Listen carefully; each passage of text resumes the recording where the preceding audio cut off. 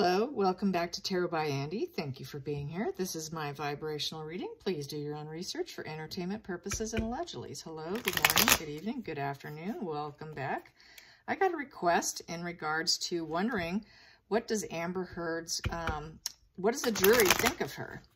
So that is what today is about. What does the jury think of Amber Heard, her testimony? A lot of people aren't buying it. The facial expressions, emotions don't seem to be real and authentic, and it's fairly obvious, especially people who've been abused in this situation. It's just not lining up. So let's find out, though, where they are. How do they feel about her? What does the jury think of Amber so far? So far, we have here the Queen of Pentacles in reverse. Ooh, not good for her. So with the Queen of Pentacles in reverse, they think that she's very dependent, she's greedy, and she's very envious. That she's not self-reliant, she's not in touch with her nature, and she does not have the material success. Also in reverse, she has very unstable feelings. So they think she's very unstable. There you go. Let's get the challenging position. Challenging position popped. We have here, the King of Wands in reverse. That's her challenging position. I don't know if you've noticed, but she looks at him quite a bit while she's in her testimony, and she refers to him as Johnny. I've been doing some reading on people who did have to go to court against abusive narcissists and whatnot. And they said that when they were in court, they would not refer to their abuser by some endearing name. Like he is referring to her as Miss Heard. She's referring to him as Johnny. So she's trying to get his attention. She would prefer him to be in this upward position. She wants his attention, and she doesn't have it. He's turned his back. He ignores her. He doesn't look at her. And so she's not getting the attention that she wants. That wand is down in this position. There's no communication. She's trying to get something from him, even if it's nonverbal. He's not giving it. So there's like no communication there, even in the nonverbal sense. So she cannot get that fuel source that she's looking for, or any kind of recognition. So let's get to the focal point. Focal point on what the jury thinks of her. So they're picking up on some of these things that she's trying to get his attention. I'm going to get this. Here we go. The focal point is, yeah, she's trying to paint them as though they were a very happy union at one point in time, or that she loved him. So they see that as that was sort of a focal point in the situation. Obviously, with the court trial, is at one point in time, they were lovers. This is sticking out, so I'm going to take it, and it came to a crashing burn. So unwanted change with the Tower. And it wasn't to the worst degree because Johnny's able to take her to court, and he's rebuilding himself. And they think she can rebuild herself from this situation. I'm going to take this here for this position here as the Page of Cups in the upright position is the past influence that's affecting her today. At one point in time, she was idolistic. She acted idolistic towards him. But it's no longer, it didn't serve her. That golden period was very brief and short, usually between a year and 14 months. So she was idolistic very briefly, but even then, from what the court cases are saying, it was within a month or so, according to Johnny, that she punched him in the face. So that golden period did not last long. I think he called her out too soon. So they never got that golden period very long. And then going into the future, we have here the Three of Cups, but it's in the reverse position. They are not in support of her. It's in reverse. The next position I have here, which is the feelings in the situation, they want to tell her no. They want to tell her no.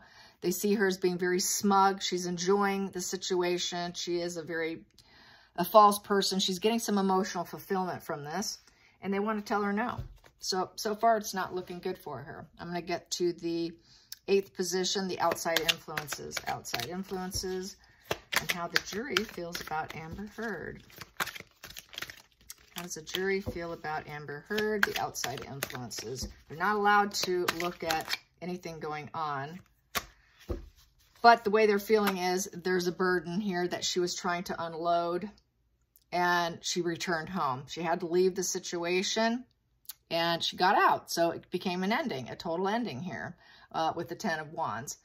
There was a lot of stress, burdens, exhaustion, You know, with this here, there's just a lack of priorities. And so she unloaded. She's unloading on him as well. And so, yeah, they just left each other in essence.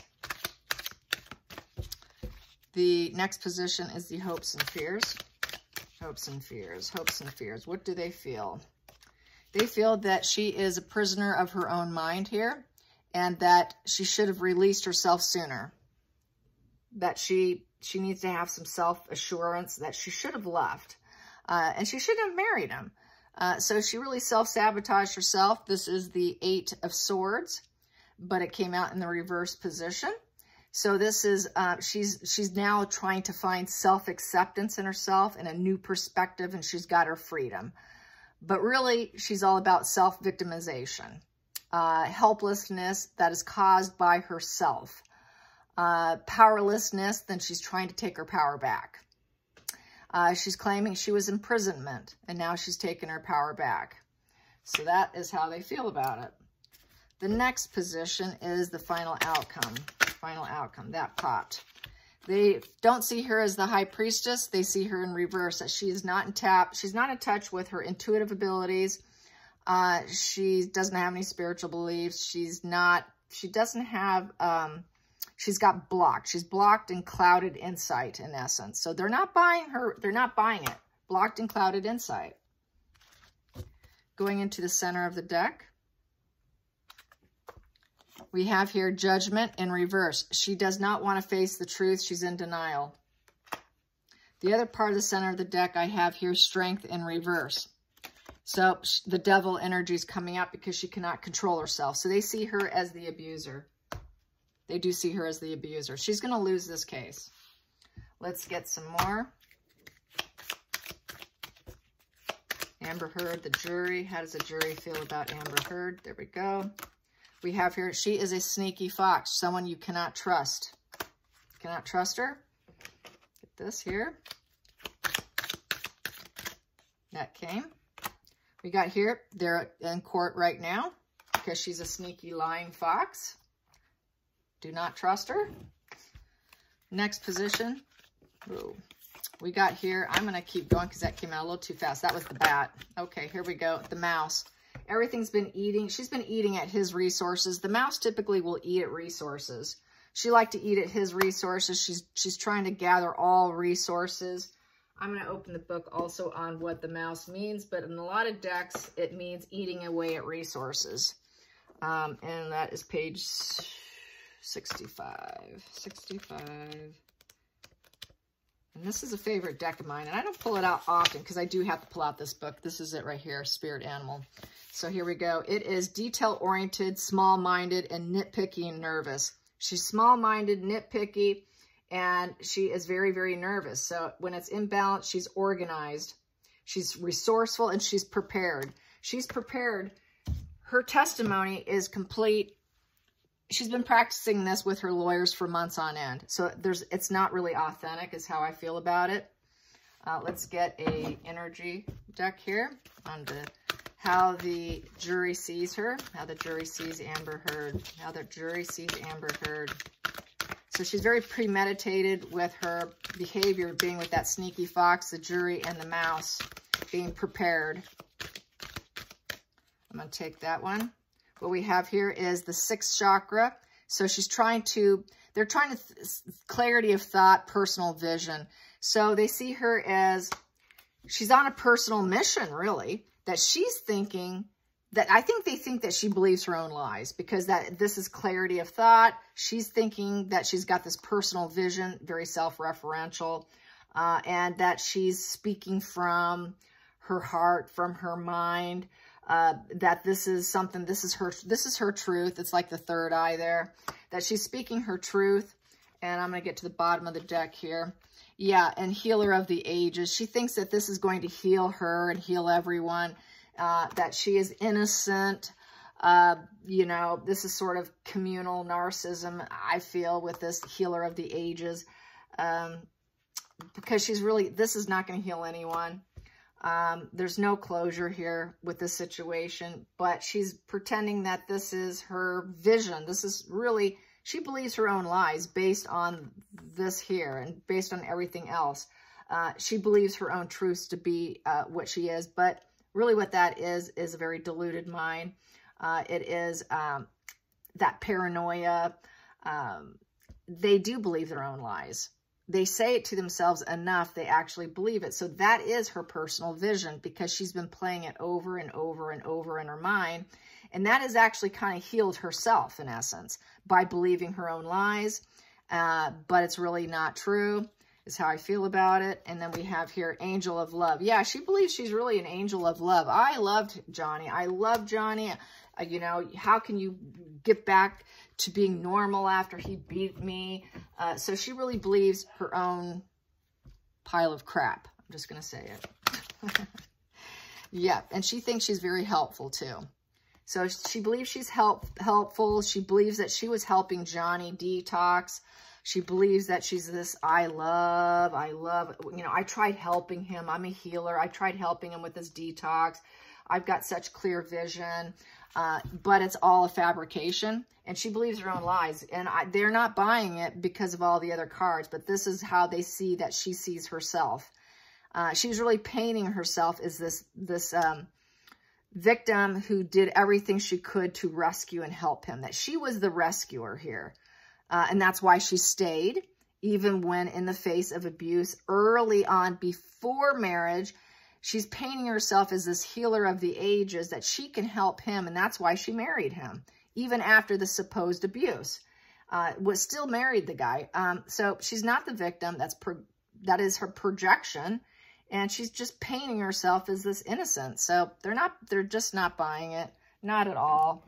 Let's get one of these cards. Oh, and that popped. Yep, she's very confident. She's doing it with a lot of confidence too. So that's really her own belief system here.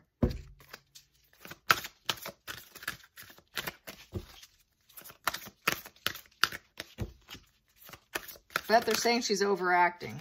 And then we have here obedience. Yeah, she's following probably her lawyer's intentions, what they want for her, because we have the sword here. So she's very, very obedient and with confidence from probably the lawyers telling her, and then you're supposed to you're really going to use your sword to paint this picture here of being this healer and helper of Johnny.